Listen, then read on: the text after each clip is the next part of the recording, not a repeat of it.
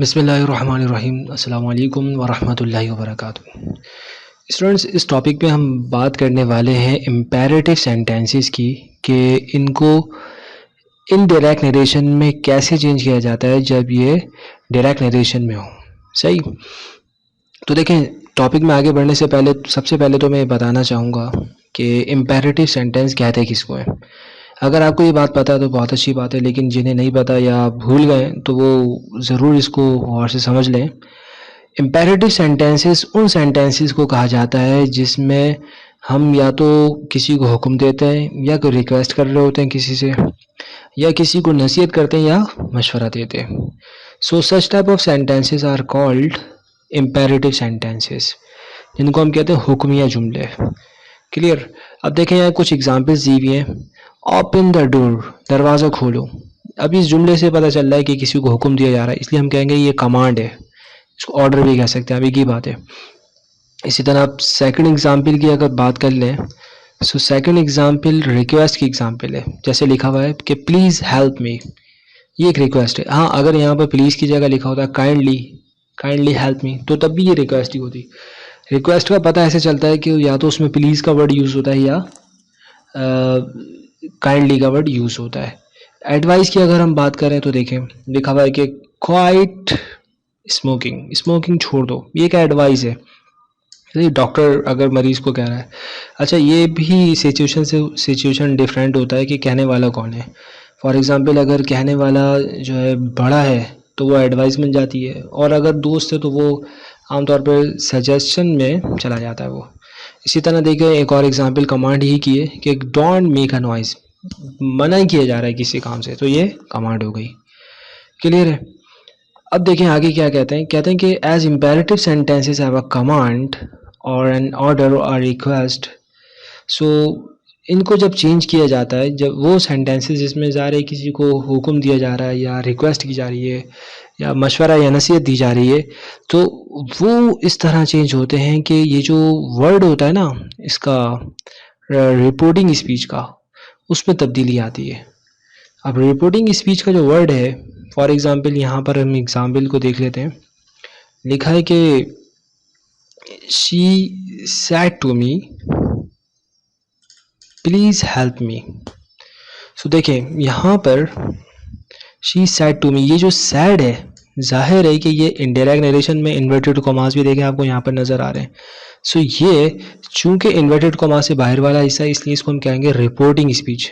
और reporting speech के अंदर जो वर्ब यूज़ हुआ है वो रिपोर्टिंग वर्ब कहलाता है। सो इस रिपोर्टिंग वर्ब की अगर हम बात करें सैड की, तो देखें ये जो है सिचुएशन टू सिचुएशन डिफरेंट होता है।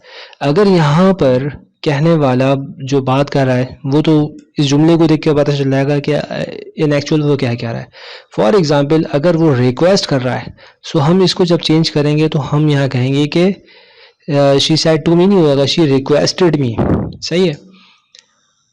इस तरह अगर हम बात करें यहाँ पर कोई ऐसा जुमला जिससे पता चल रहा हो कि ये रिक्वेस्ट नहीं बल्कि ऑर्डर है, तो हम ये कहेंगे कि शी ऑर्डर्ड मी।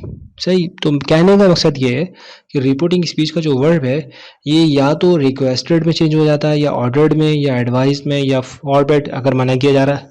ये बात हमें पता उस वक्त चलेगी जब हम इस जुमले को देखेंगे जो इन्वर्टेड कॉमास के अंदर है, क्योंकि जुमले को देख के पता चलता है ना कि ये आया कि मशवरा दिया जा रहा है या मना किया जा रहा है या हुक्म दिया जा रहा है या रिक्वेस्ट है।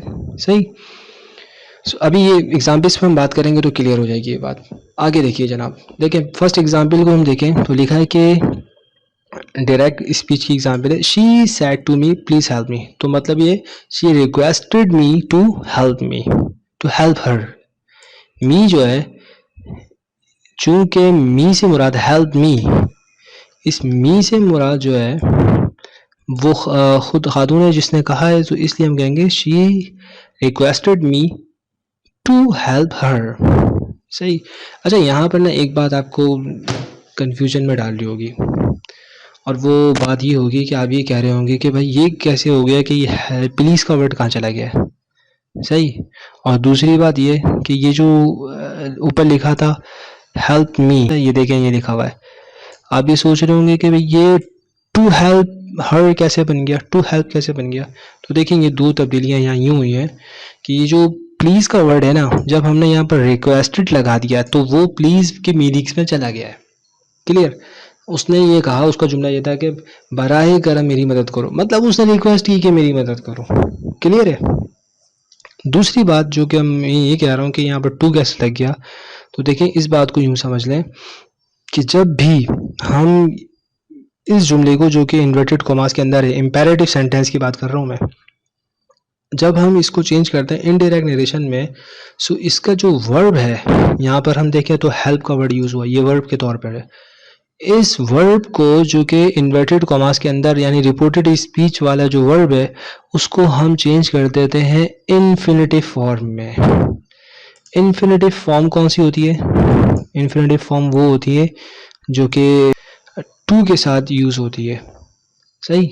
फॉर एग्ज़ाम्पल मैं अगर बात कर लेता हूँ यहाँ पर हेल्प की, चलें वर्ड की बात कर लें, तो ये जो हेल्प का वर्ड है, इसको जब हम चेंज करेंगे इन्फिनेटिव में तो ये बन जाएगा टू हेल्प। क्लियर? इसी तरह अगर यहाँ पर वर्ड होता रीड का फॉर एग्ज़ाम्पल, तो बन जाता टू रीड।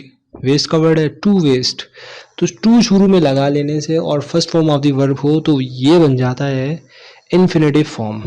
सेकंड एग्जाम्पल हमारे पास है, teacher said to him, teacher ने उसको कहा डोंट वेस्ट योर टाइम। सही? तो अब टीचर की बात है तो जाहिर है ये बन जाएगी एडवाइस, तो हम कहेंगे कि teacher advised him, said to him बन जाएगा advised him not to waste his time. Clear? His time, your time, his time, ये बात क्लियर हो गई। इसी तरह दूसरी बात ये समझ लें, यहाँ पर लिखा हुआ है कि do not waste your time. सही? तो हम ये कहेंगे teacher advise him not to waste his time. देखिए ये जो वेस्ट है, इसके शुरू में आप टू लगा देंगे तो बन जाएगा टू वेस्ट, जैसे कि यहाँ पर ये बन गया। क्लियर? और रही बात डू नॉट की, तो डू को आप भूल जाएं थोड़ी देर के लिए और इसको बना दें सिर्फ not, not waste, not to waste. Clear? इस तरह आप याद रख सकते हैं।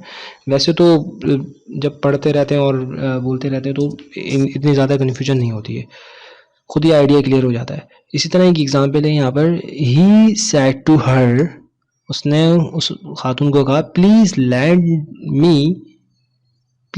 Me your camera for one day, एक दिन के लिए मुझे अपना जो कैमरा है वो उधार पर दे दो। तो मतलब उसने रिक्वेस्ट की उससे, तो हम कहेंगे कि he requested her to lend him her camera.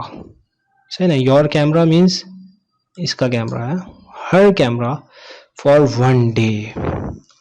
इसी तरह देखें, डॉक्टर सेड टू हिम, ज़ाहिर डॉक्टर कह रहा तो वो एडवाइस है, इसलिए कहा doctor advised him. Avoid unhealthy food, तो बन जाएगा doctor advised him to avoid unhealthy food. देखिए इसी तरह एक और एग्जांपल आ गई, बॉस की बात आ गई तो ये ऑर्डर ही होगा भाई। The boss said to the employee means the boss ordered the employee. Clear? क्या कहा? उसका जुमला ये था कि get out of the room, तो हम कहेंगे कि to get out of the room. Clear? इसी तरह एक और लास्ट एग्जाम्पल हमारे सामने कि he said to his servant, उसने अपने सर्वेंट को कहा, क्या कहा? क्लीन द रूम, रूम को क्लीन कर दो, साफ कर दो। तो जाहिर है कि अपने सर्वेंट को बोल रहा तो ऑर्डर बन जाएगा, he ordered his servant to clean the room. So I hope कि आपने एक क्लियर आइडिया इसके हवाले से पा लिया होगा। इसके अलावा और भी बहुत सारी एग्जांपल्स होंगी जो कि हम यहाँ पर शेयर कर सकते हैं। अच्छा मैं एक बात और भी बताऊँ कि देखें यहाँ पर आप देख सकते हैं कि टीचर सेड टू हिम, अगर फॉर एग्ज़ाम्पल यहाँ होता है कि किसी ने भी किसी को किसी काम करने से रोका, फॉर एग्ज़ाम्पल हम ये कहते हैं कि इसी को हम चलें फॉरबिड में भी चेंज कर सकते हैं। फॉरबिड का मतलब रोकना और forbade is the second form of forbid, forbid, forbade, forbidden. Okay, तो हम ये भी कह सकते हैं कि teacher said to him do not waste your time. Teacher, अब अगर रोकने की मीनिंग्स, वैसे तो एडवाइस यही है, अगर फॉर एग्जांपल ये रोकने की मीनिंग्स में होता है कि टीचर ने ये काम करने से रोका, सही है। Teacher said to him don't make a noise, यूं समझ लें तो बन जाता टीचर फॉरबैड, ये वाला वर्ड आ जाता forbade him to make a noise. क्यों? क्योंकि नॉट हम यूं नहीं लगाएंगे, क्योंकि फॉरबैड के अंदर नॉट की मीनिंग आ गया रोका। रोका ना करने से ये तो फिर जाहिर है कि 2 दफ़ा मना आ जाएगा ना, इसलिए हम कहेंगे कि टीचर ने ये काम करने से रोका। क्लियर है? अच्छा, आखिर में मैं एक बात और कहता चलूँ कि अगर आपने इस चैनल को सब्सक्राइब नहीं किया तो आप सब्सक्राइब करें, वीडियो पसंद आई हो तो आप इसको लाइक कर दें। जज़ाकुमुल्लाहु अहसनल जज़ा।